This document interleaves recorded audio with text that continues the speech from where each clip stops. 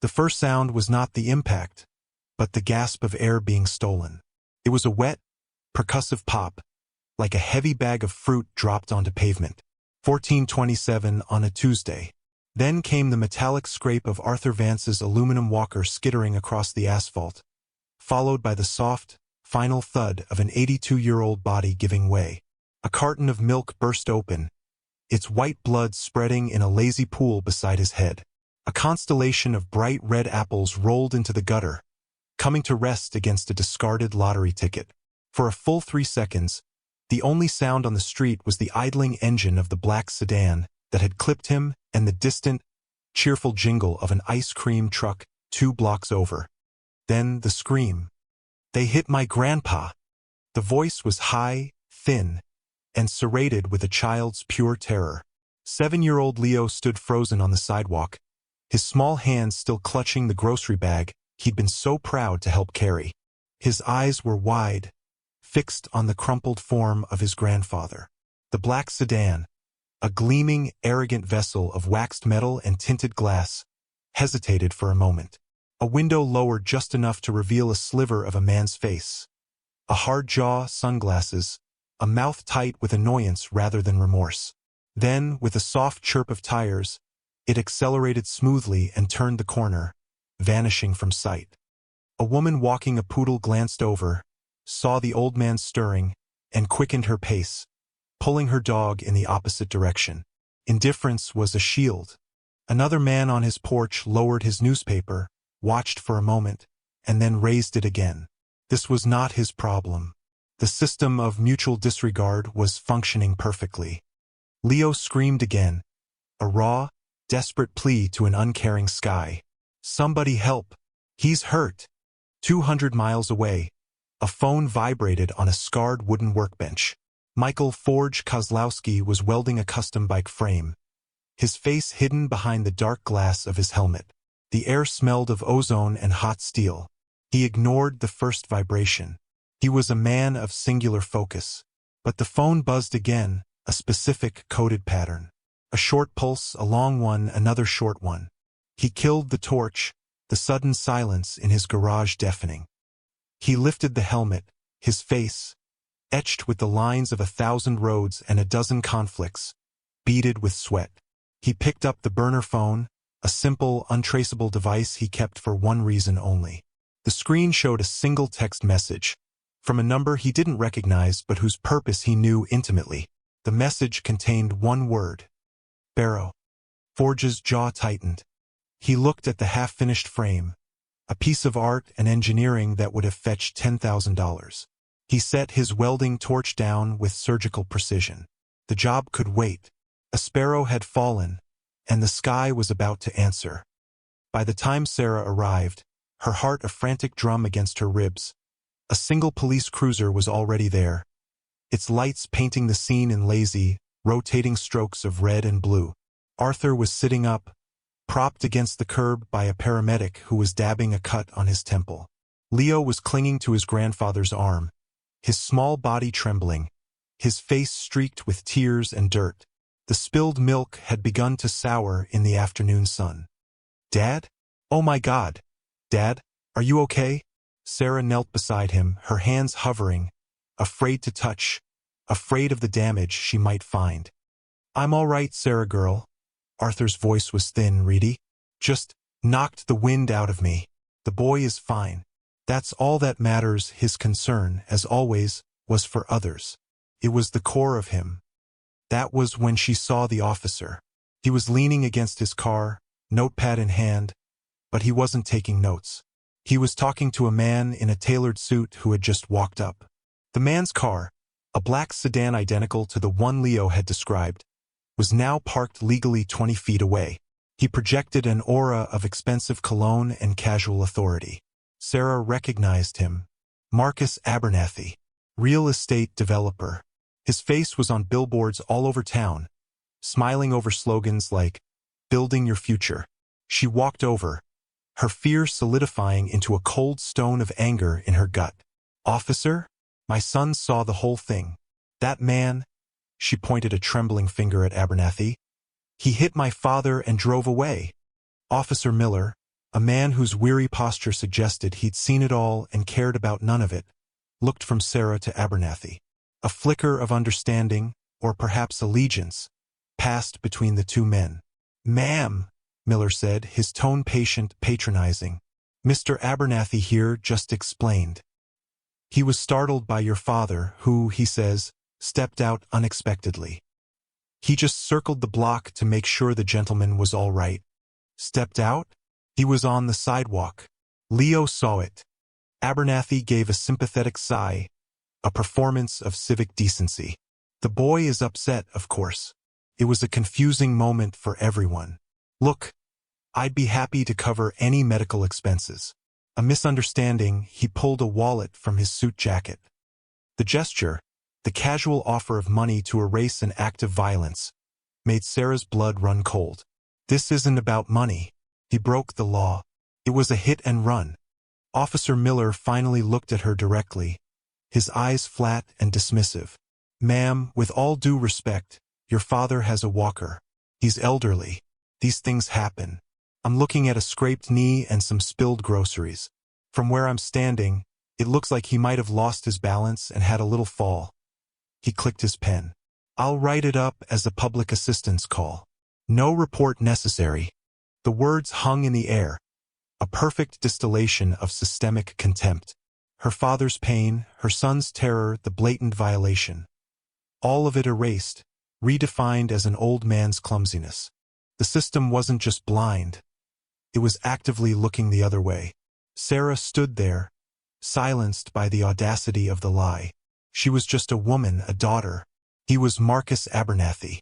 The scales were already balanced, and she was on the losing side. She looked at Abernathy's smug, placid face and then at Miller's bored expression. She was utterly, terrifyingly alone. Back in the small second-floor apartment that had been his home for 45 years, Arthur Vance sat in his worn armchair, a bag of frozen peas pressed against his swelling hip. The room smelled of old books, lemon polish, and the faint, comforting aroma of his late wife's rosewater perfume that still clung to the curtains. Every object in the apartment was a testament to a life of order and quiet dignity. On one wall, a glass-fronted case displayed his military service medals, a purple heart from a jungle whose name most people had forgotten, and various commendations for marksmanship and conduct.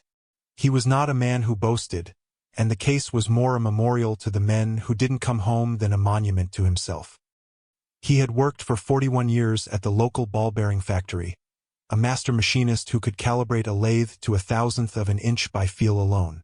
He believed in precision, in things fitting together as they should, in a world where cause had effect and rules were rules. The chaotic, dismissive injustice of the afternoon felt like a foreign language he couldn't comprehend. It wasn't the pain in his hip that bothered him. It was the casual violation of an unspoken social contract. People were supposed to be decent. The law was supposed to be a shield for the vulnerable, not a tool for the powerful. Leo sat on the floor by his feet, meticulously re-gluing the wing on a balsa wood model of a P-51 Mustang. They had been building it together for weeks. It was their ritual. Arthur would explain the principles of aerodynamics, the history of the plane, the courage of the pilots who flew it. Leo would listen, his brow furrowed in concentration, his small fingers surprisingly deft. For Arthur, these moments were everything. They were the gentle rhythm of his later years, the purpose that got him out of his chair each morning. The incident hadn't just bruised his body. It had threatened this fragile, sacred space. It had shown his grandson a world that was ugly and unfair, a world where bullies won. He winced as he shifted his weight. Sarah noticed from the kitchen, where she was on the phone, trying to get the name of Officer Miller's supervising officer. Arthur caught her eye and gave a small, reassuring shake of his head. He didn't want to fuss. He was from a generation that absorbed blows, physical and emotional, and carried on. But this was different. He had seen the look in Abernathy's eyes. It wasn't an accident. It was an assertion of dominance, the swatting of a fly. He had also seen the terror in Leo's face. And that he could not absorb. That was a debt that had to be paid. His service nickname, Sparrow, had been a joke about his slight build and his quiet, watchful nature. Sparrows were small, common, easily overlooked. But they were also resilient, and they never, ever abandoned their young. Sarah's voice from the kitchen grew tight with frustration. "No, I don't want to leave a message. I want to file a formal complaint." "Yes, I'll hold." Arthur closed his eyes, the image of the rolling apples and the indifferent faces replaying in his mind. The world he had fought for, the world he had built a life in, felt like it was tilting off its axis. He reached down and placed a hand on Leo's head. The boy looked up, his eyes still shadowed with fear. "Is the bad man coming back, Grandpa?" Arthur's voice was soft, but the machinist's precision was back in it, a core of steel. "No, son.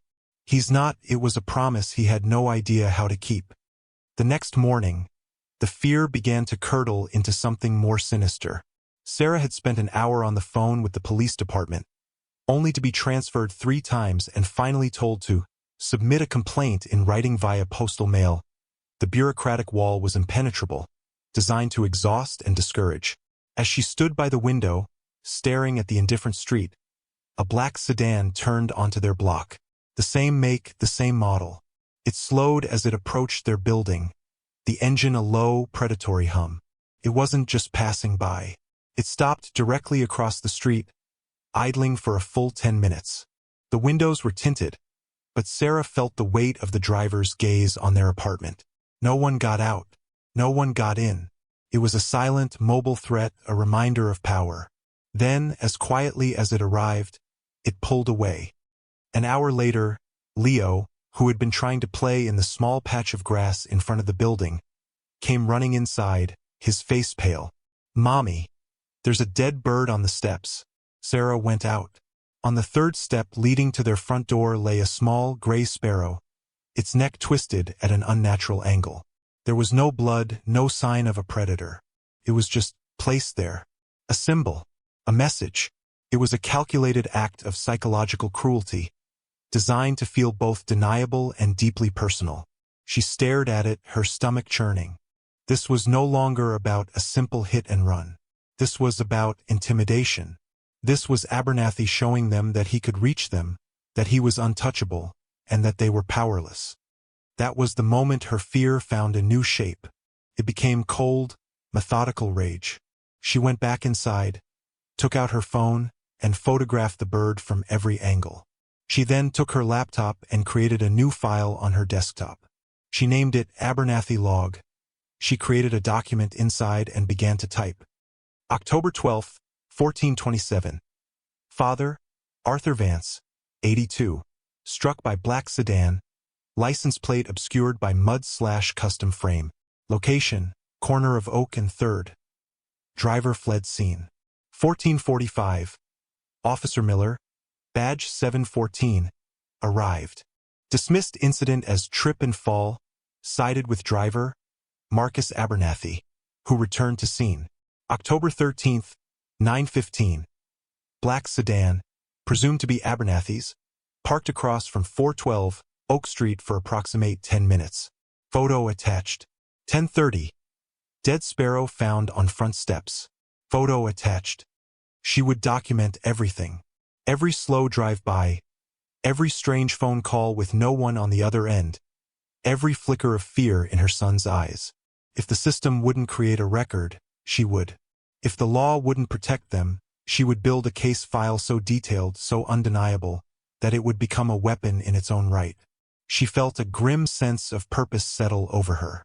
They thought she was just a scared daughter. They had no idea who her father was, or the world he had once belonged to. They had poked a hornet's nest, but they thought they were just swatting a fly. Her helplessness was gone, replaced by the meticulous, patient fury of a record keeper. For 3 days, the silent war of nerves continued. Abernathy's car would appear at random intervals, parked near Leo's school during pickup, idling at the end of their street late at night. Each time, Sarah documented it, her log growing with timestamps and photographs.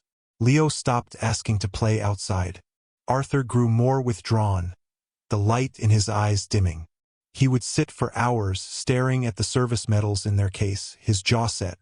The wound to his dignity was proving far more painful than the one to his hip. Sarah felt like she was suffocating, trapped in a bubble of fear that no one else could see. The police were a dead end. The world was indifferent.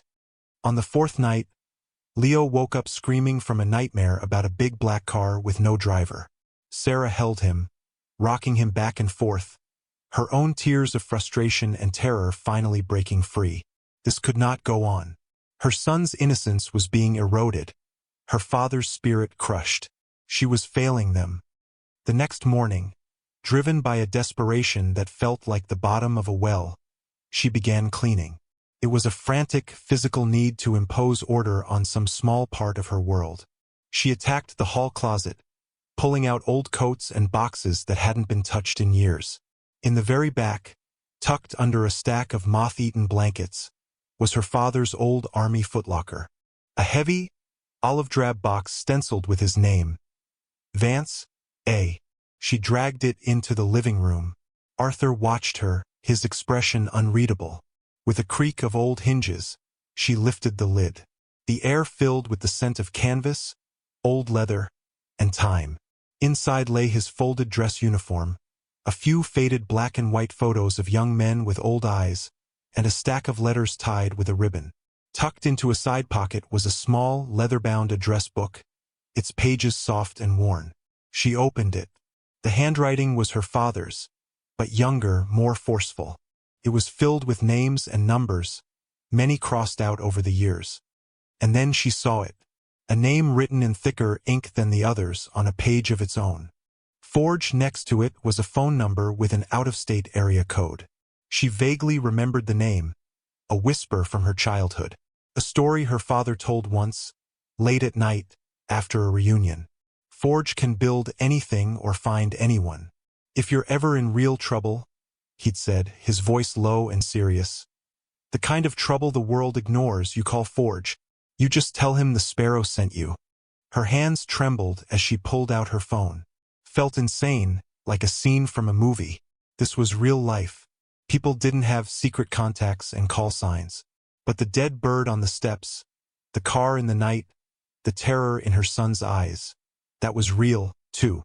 She looked at her father. He met her gaze and gave a slow, almost imperceptible nod. Permission. She walked to the window, took a deep breath, and dialed the number. It rang twice. A voice answered, low and gravelly, like stones tumbling in a riverbed. Yeah.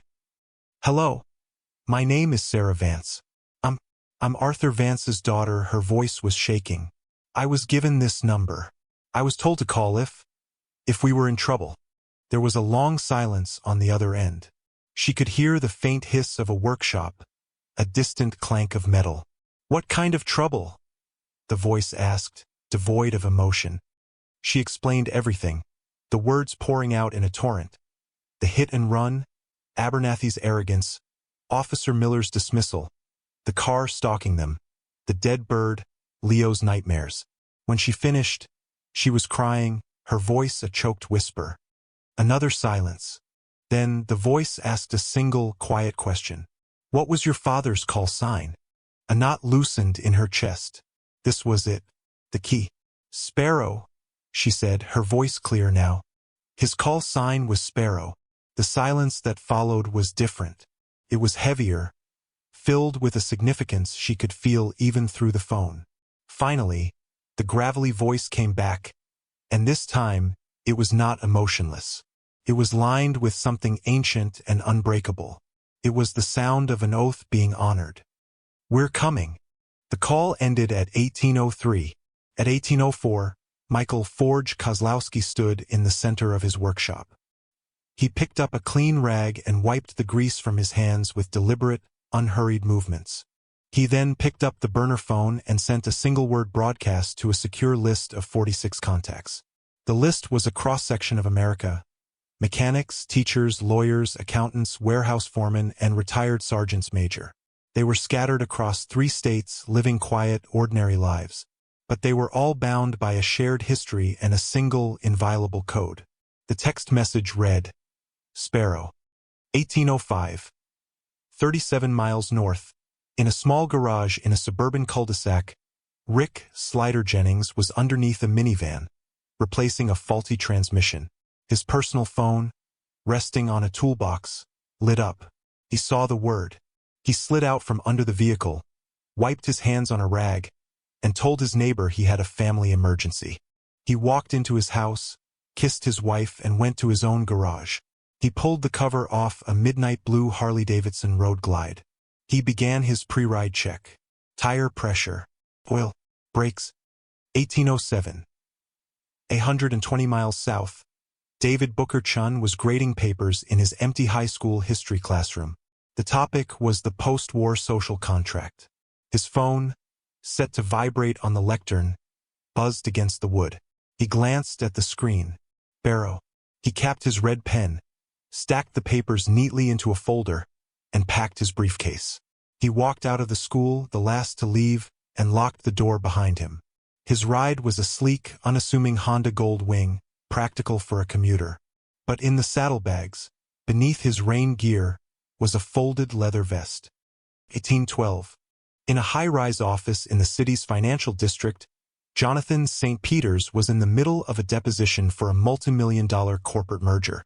His phone, face down on the polished mahogany table, gave a single, discreet vibration. He'd set a unique pattern for that one word. He held up a hand. "Gentlemen, please excuse me for a moment. An urgent matter has come to my attention." He walked out of the conference room, his face a mask of calm professionalism. He sent a text to his associate. "Cancel my schedule for the next 48 hours. Unavoidable pro bono case." Then he took the elevator down to the parking garage. Not to his luxury sedan, but to a partitioned corner where a custom Indian Springfield dark horse sat under a dust cover. The mobilization was a silent, cascading symphony of disciplined action. Calls were made to clear work schedules. Babysitters were arranged. Excuses were given. From rural farms and dense urban blocks, engines began to turn over. The head count, tracked on a private, encrypted channel monitored by Forge, began to climb. 3, 7, 12, 25, 38. Each number represented a promise kept, a debt honored. There was no frantic haste, only a steady, inexorable convergence. In a small newsroom in downtown Clarksville, investigative journalist Maria Fuentes was chasing down a lead on municipal zoning fraud. An anonymous text lit up her phone. The sender was an encrypted number she'd been given years ago by a source, with the instruction to pay attention if this ever lights up. The message was simple. City Hall. 8 o'clock tomorrow. Bring a camera. Justice for Arthur Sparrow Vance. Fuentes frowned. She didn't know the name, but she knew the source. She called her cameraman. "Clear your morning," she said. "We're going to City Hall." The next morning broke cool and clear, the sky a pale, washed-out blue. At 7:59, the corner of Main Street and Capitol Avenue was defined by its ordinary municipal hum. A street sweeper made its slow, methodical pass. A few city employees hurried toward the grand stone entrance of City Hall, coffee cups in hand. Marcus Abernathy's primary business, Abernathy Development Group, occupied the entire third floor of the prestigious building opposite. It was a symbol of his deep-rooted influence, his seamless integration with the city's power structure. At precisely 8 o'clock, the sound began. It was not the chaotic, aggressive roar of a stereotypical biker gang. It was a low, synchronized rumble that grew steadily, arriving from 4 different directions at once. It was the sound of controlled power, of many parts moving as one. From the north, south, east, and west they came. 47 motorcycles, gleaming chrome and polished paint, glided into view. They moved with the fluid precision of a practiced drill team, flowing into a perfect, silent crescent that sealed off the front of Abernathy's building.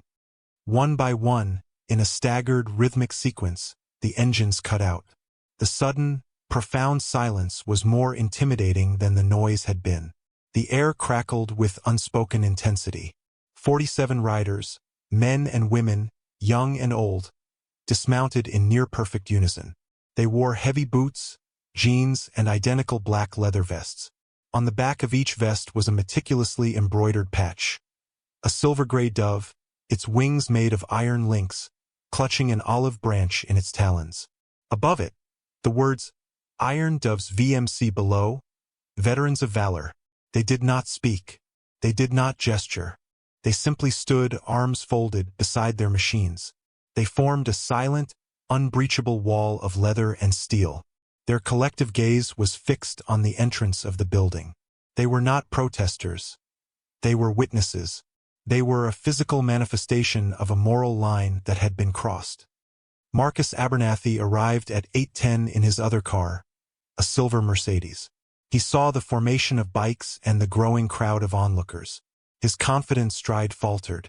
He saw Maria Fuentes and her cameraman already set up, the lens pointed directly at him.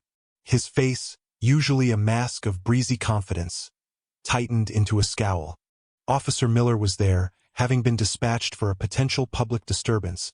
He looked pale and profoundly out of his depth, his hand hovering uncertainly near his sidearm as he stared at the silent, disciplined ranks.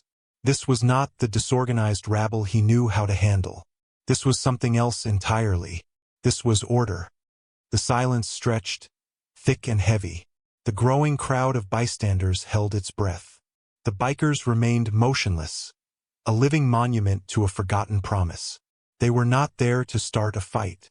They were there to ensure one was properly finished. The camera was rolling. The stage was set.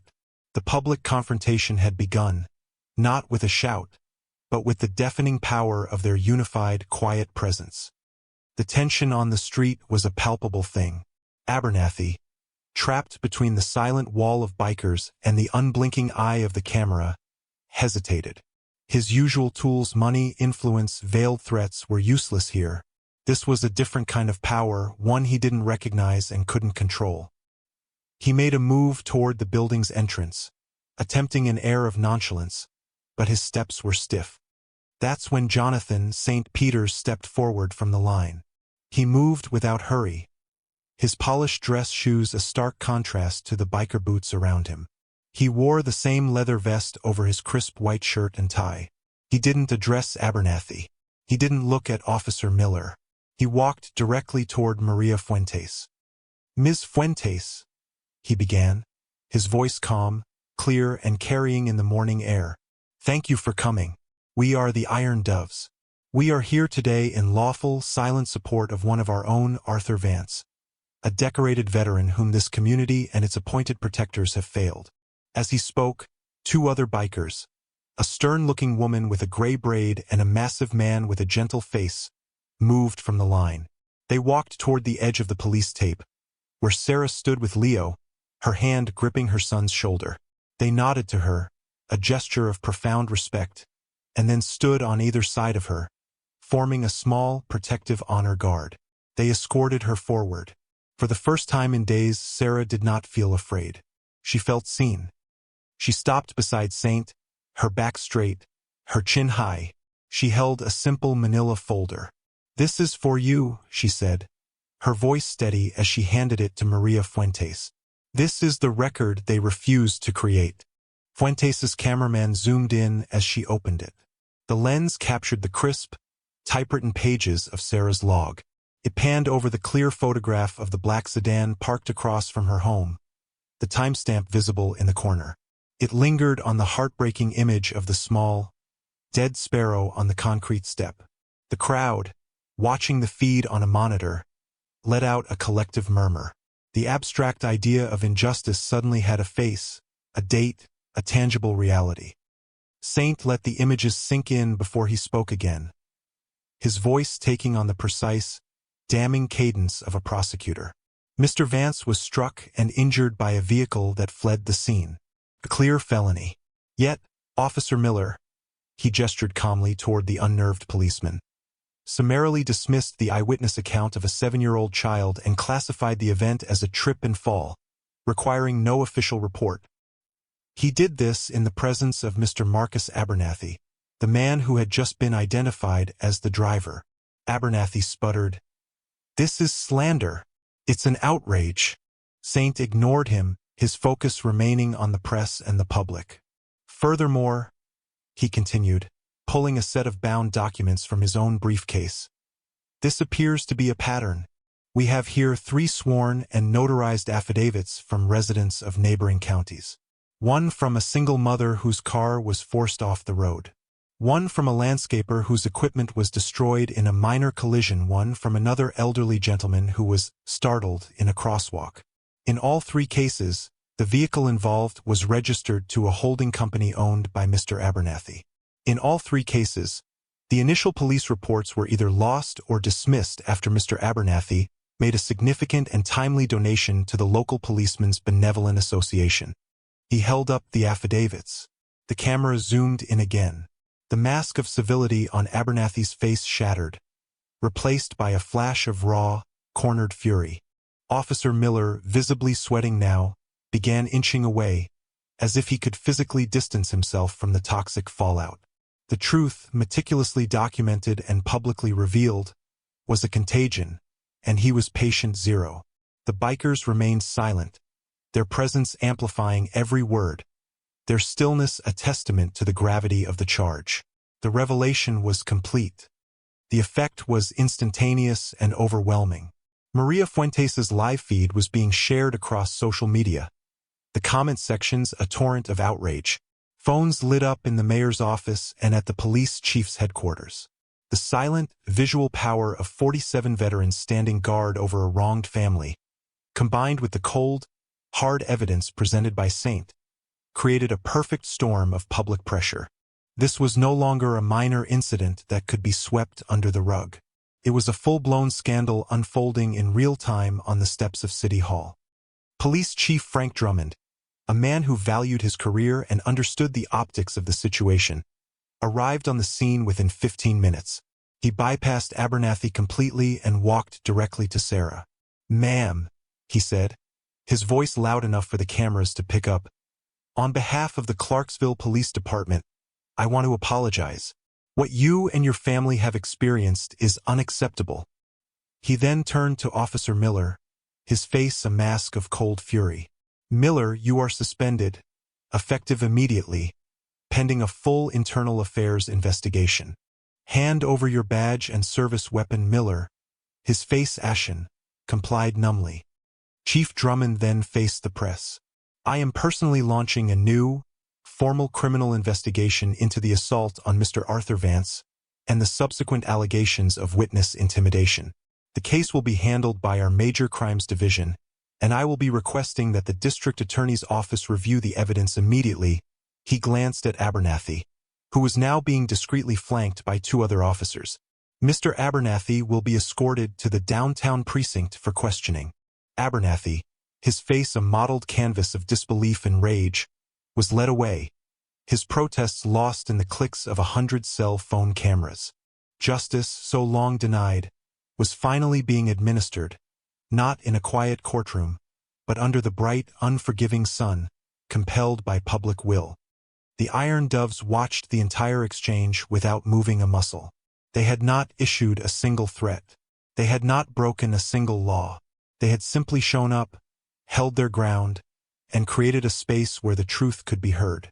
Once Abernathy was in a police car and Chief Drummond had finished his statement, Forge, who had stood silently at the center of the formation, caught Sarah's eye.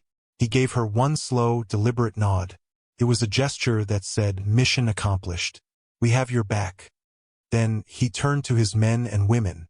A silent signal passed through the ranks. As one, they turned, swung their legs over their bikes, and settled into their saddles. With another silent cue, 47 engines roared to life in a single, thunderous chorus. It was no longer a sound of intimidation, but of vindication. It was the sound of a promise kept. In perfect formation, they pulled away, the rumble of their departure a fading echo of the justice they had delivered. They dissolved back into the city, leaving behind a corrected world and a restored sense of dignity for a quiet man named Sparrow. In the weeks that followed, the story of the Silent Guard became local legend. Marcus Abernathy was charged with felony hit and run, multiple counts of witness intimidation, and bribery. His empire, built on a foundation of quiet corruption and fear, began to crumble as other victims, emboldened by Sarah's courage, came forward. His name was stripped from the community center he had funded, his billboards taken down. The system, once his shield, had become his cage. Officer Miller was fired from the police force and faced criminal charges for falsifying a report and official misconduct. His dismissal sent a tremor through the department, a clear message that turning a blind eye was no longer a viable career strategy. Maria Fuentes's investigative series, which she titled Sparrow's Watch, won a regional journalism award and was nominated for a Pulitzer Prize. The public outcry she had channeled led to tangible change. The city council, in a unanimous vote, established a new, fully independent civilian oversight board for the police department, with the power to subpoena and investigate misconduct claims. It was the most significant police reform the city had seen in 50 years. The Iron Doves, seeing the impact of their disciplined action, formalized their mission.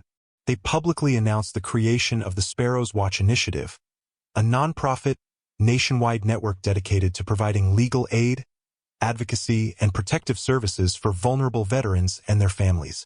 The program, named in Arthur's honor, became a symbol of lawful, collective protection. Forge's workshop became its national headquarters, the hum of his welder now mingling with the ringing of phones as requests for help came in from all over the country. The final scene of the drama unfolded not on a busy street corner, but on the quiet, familiar porch of Arthur Vance's apartment building. It was a warm autumn evening. The air was crisp, carrying the scent of burning leaves. Arthur sat in a simple wooden chair, his posture straight, the quiet strength fully returned to his eyes. He was showing Leo how to gently sand the balsa wood wing of a new model airplane, a Spitfire this time. The painful memories of the past weeks had not vanished, but they no longer held power over him. His grandson was safe. His daughter was a hero. His honor was intact. Leo looked up from his work, his brow furrowed in concentration. "Grandpa, are the biker people our friends now?" Arthur smiled, a genuine, easy smile that reached his eyes. "They were always our friends, Leo. We just didn't know it."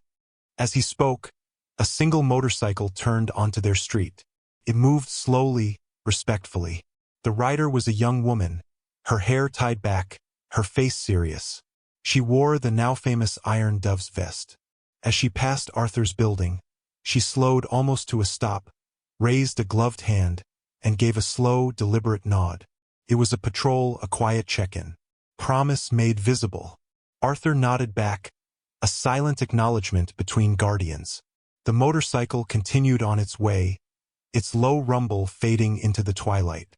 The community was watching over its own. The fear was gone, replaced by the enduring, unshakable faith that even when a single sparrow falls, there are eagles watching the sky.